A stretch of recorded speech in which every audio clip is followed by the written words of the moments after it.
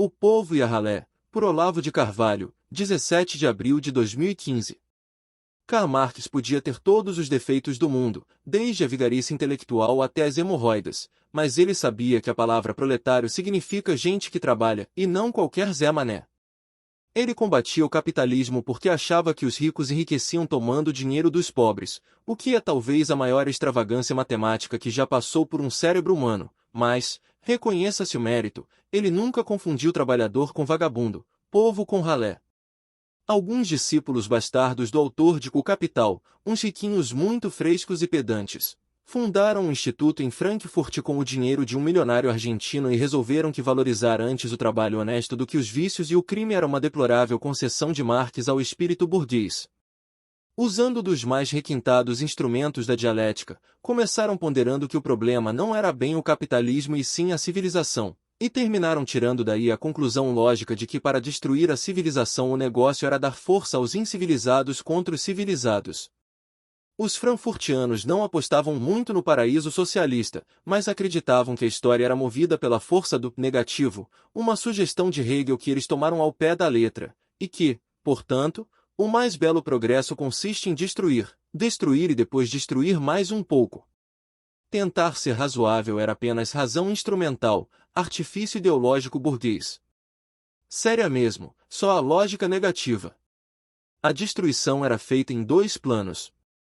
Intelectualmente, consistia em pegar um a um todos os valores, símbolos, crenças e bens culturais milenares e dar um jeito de provar que no fundo era tudo trapaça e sacanagem, que só a escola de Frankfurt era honesta, precisamente porque só acreditava em porcaria, coisa que seu presidente, Max Horkheimer, ilustrou didaticamente pagando os salários de fome aos empregados que o ajudavam a denunciar a exploração burguesa dos pobres. Isso levou o nome hegeliano de trabalho do negativo. A premissa subjacente era: se alguma coisa sobrar depois que a gente destruir tudo, talvez seja até um pouco boa. Não temos a menor ideia do que será e não temos tempo para pensar em tamanha bobagem. Estamos ocupados fazendo cocô no mundo. No plano da atividade militante, tudo o que é bom deveria ser substituído pelo ruim, porque nada no mundo presta, e só a ruindade é boa. A norma foi seguida à risca pela indústria de artes e espetáculos.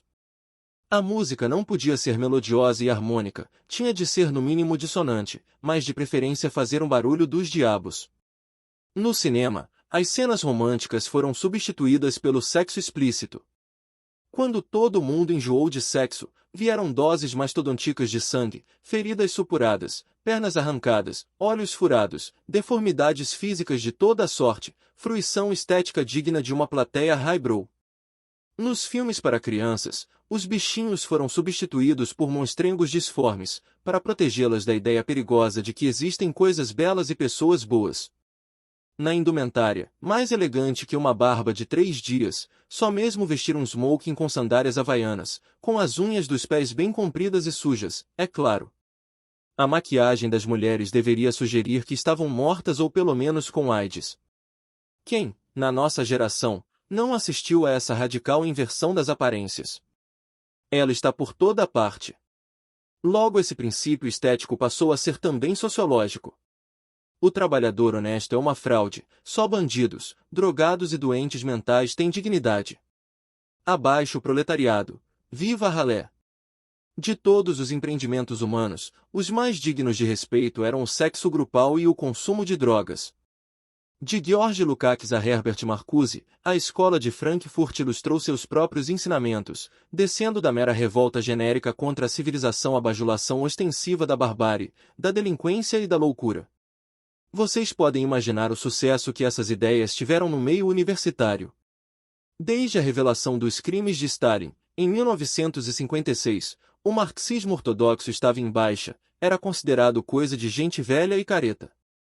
A proposta de jogar às urtigas a disciplina proletária e fazer a revolução por meio da gostosa rendição aos instintos mais baixos, mesmo que para isso fosse preciso a imersão preliminar em algumas páginas indecifráveis de Theodor Adorno e Walter Benjamin, era praticamente irresistível às massas estudantis que assim podiam realizar a coincidentia opositorum do sofisticado com o animalesco.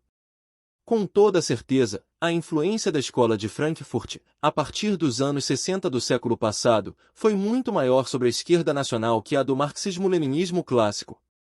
Sem isso seria impossível entender o fenômeno de um partido governante que, acuado pela revolta de uma população inteira, e não tendo já o apoio senão da ralé lumpenproletária remunerada a pão com mortadela e R$ 35, ainda se fecha obstinadamente na ilusão de ser o heróico porta-voz do povão em luta contra a elite.